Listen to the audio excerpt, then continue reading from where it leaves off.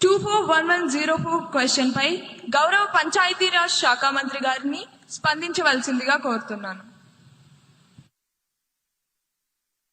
గౌరవనీయులైన అధ్యక్షుల వారికి నా నమస్కారము. సభాసభ్యులు అడిగిన ప్రశ్నకి నా దగ్గర చక్కటి సమాధానం ఉంది. అడవి తల్లి బాట కార్యక్రమంలో ఎంతమంది గిరిజన టోలీలు కవర్ అయ్యాయి? దీనికి నా సమాధానం, గుర్తించిన గిరిజన టోలీలు 250 మంది. అందులో మొదటి దశలో 100 టోలీలను కవర్ చేశాము. రెండవ ప్రశ్న, ఈ కార్యక్రమం కోసం ఇప్పటి వరకు ఎంత వ్యయం జరిగింది? ఇప్పటి వరకు 1000 కోట్ల వ్యయం చేశాం.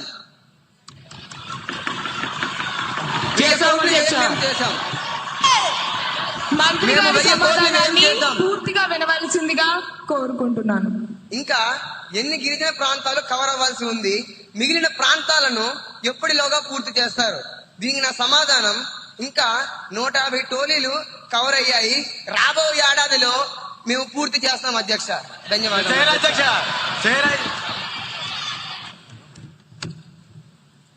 గౌరవ ఎమ్మెల్యే కుమారి ఉదయశ్రీ గారిని సప్లిమెంటరీ క్వశ్చన్ అడగడానికి అనుమతినిస్తున్నాను. గౌరవనీయులైన అధ్యక్ష, ముందుగా అవకాశం ఇచ్చినందుకు ధన్యవాదములు. అధ్యక్ష, మంత్రి గారు సమాధానం చెప్పేటప్పుడు గణనీయమైన సంఖ్య అని చెప్పారు, కానీ అంకెల్లోనే స్పష్టత లేకపోతే ఇంకా అభివృద్ధిని ఎలా కొలుస్తాం అధ్యక్ష? మా ఆవేదన ఒక్కటే అధ్యక్ష, గిరిజన టోలీలు ప్రధానంగా గ్రామీణ ప్రాంతాల్లోనే ఉన్నాయి అధ్యక్ష. వాటికి అభివృద్ధి జరగకపోతే రాబోయేది ముందుగానే వర్షాకాలం. ఇప్పుడు కానీ ఆ కార్యక్రమాలు అనేవి చేపట్టకపోతే అసలు అక్కడికి వెళ్ళడానికి రోడ్డు సౌకర్యమే ఉండదు అధ్యక్ష. బడ్జెట్ ఉంది అంటున్నారు, మరి పనులు ఎందుకు ఆగిపోయాయి అధ్యక్ష? దయచేసి దశల వారీగాని దాటివేయకుండా వచ్చే అయిపోయే ఆర్థిక సంవత్సరం లోపు వీళ్ళు స్పష్టమైన లెక్కలను ఇవ్వగలరా అధ్యక్ష? ధన్యవాదాలు అధ్యక్ష. సభ్యులు అడిగిన ప్రశ్నకి నా దగ్గర చెంపదెబ్బ లాంటి సమాధానం ఉంది. గౌరవ సభ్యులు లేవలెత్తిన పాయింట్ చాలా విలువైనది. నేను అంకెను దాచదలుచుకోలేదు. నిజమే, కొన్ని తండాలలో అటవీ శాఖ అనుమతులు రావడంలో జప్యం వల్లే పనులు ఆలస్యమయ్యాయి. ఇది వాస్తవం. సభ్యులు ఆందోళన దృష్టిలో ఉంచుకొని సభకు హామీ ఇస్తున్నాను, వచ్చే వారం సంబంధిత అధికారులతో మరియు ఆయా నియోజకవర్గ ఎమ్మెల్యేతో ప్రత్యేక సమీక్ష ఏర్పాటు చేస్తాం. వర్షాలు మొదలయ్యే లోపు పెండింగ్ లో ఉన్న 20 తండాల్లో పనులు ప్రారంభించి మార్చి లోపు పూర్తి చేస్తాం. నిధులు కొరత లేదు, చింతకండ శుద్ధి అంతకన్నా లేదు. ధన్యవాదాలు అధ్యక్ష. 240105 క్వశ్చన్ పై గౌరవ ఎనర్జీ శాఖ మంత్రి గారిని వివరణ ఇవ్వాల్సిందిగా కోరుతున్నాను. గౌరవనీయులైన అధ్యక్ష, నమస్కారం. గౌరవనీయులైన అధ్యక్ష, ప్రతిపక్షం వారు అడిగిన మొదటి ప్రశ్న, ఆంధ్రప్రదేశ్ లో మొత్తం విద్యుత్ ఉత్పత్తిలో సౌరశక్తి వాటా ఎంత? అధ్యక్ష, రాష్ట్ర విద్యుత్ లో ఉత్పత్తి సౌరశక్తి గణనీయమైన వాటాను ఇస్తుంది అధ్యక్ష. రెండవ ప్రశ్న, గత ఏడాది రాష్ట్రంలో సోలార్ శక్తి సామర్థ్యం ఎంత జోడించబడింది? అధ్యక్ష, గత ఆర్థిక సంవత్సరంలో కొత్త సౌర సామర్థ్యం రాష్ట్ర గ్రిడ్ కు సాధించబడింది అధ్యక్ష.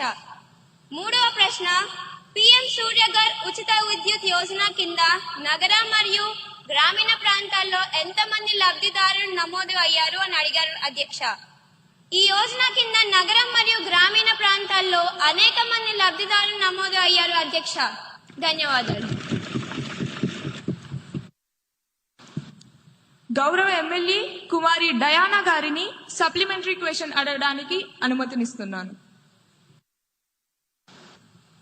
ధన్యవాదాలు అధ్యక్ష.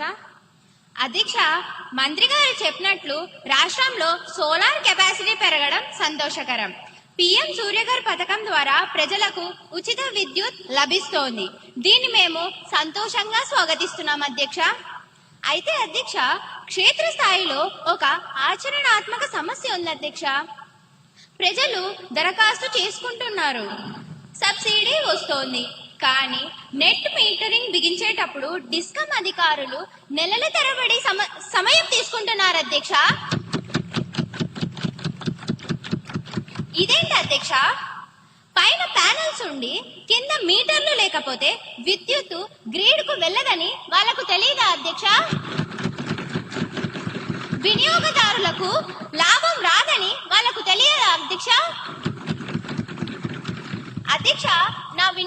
ఒకటే. అప్లికేషన్ ఆమోదించిన 15 రోజుల్లోపే ఖచ్చితంగా నెట్ మీటర్లు బిగించాలని ప్రభుత్వం ఒక కఠినమైన గడువు విధిస్తే ఈ పథకం మరింత వేగంగా ప్రజల్లోకి ఖచ్చితంగా వెళ్తుంది అధ్యక్ష. ధన్యవాదాలు అధ్యక్ష. చాలా మంచి పాయింట్ రేస్ చేశారు. ఇది నిజంగా సామాన్యుడికి ఉపయోగపడే సూచన. రాజకీయాలకు అతీతంగా ఇలాంటి సలహాలు వస్తేనే సభకు గౌరవం. మంత్రి గారు, ఈ విషయంపై మీ స్పందన ఏంటి? అధ్యక్ష, సభ్యులు లేవనెత్తిన అంశంతో నేను పూర్తిగా ఏకీభవిస్తున్నాను. సోలార్ ప్యానెల్స్ బిగించడం ఎంత ముఖ్యమో నెట్ మానిటరింగ్ అంతకన్నా ముఖ్యం అధ్యక్ష. కొన్ని చోట్ల జాప్యం జరుగుతుందన్న మాట వాస్తవమే. గౌరవ సభ్యుల సూచనను పరిగణలోకి తీసుకొని నేను ఇప్పుడే సభలో హామీ ఇస్తున్నాను అధ్యక్ష. వచ్చే సోమవారం లోపు డిస్కమ్ అధికారులకు స్పష్టమైన ఆదేశాలను జారీ చేస్తాం అధ్యక్ష. ఇకపై దరఖాస్తు చేసుకున్న 2 వారాల్లోపు మీటర్ బిగించకపోతే దానికి సంబంధిత అధికారులపై కఠినమైన చర్యలు తీసుకుంటాం అధ్యక్ష. మంచి సూచన ఇచ్చిన ప్రతిపక్ష నాయకులకు మా ప్రభుత్వం తరపున ధన్యవాదాలు.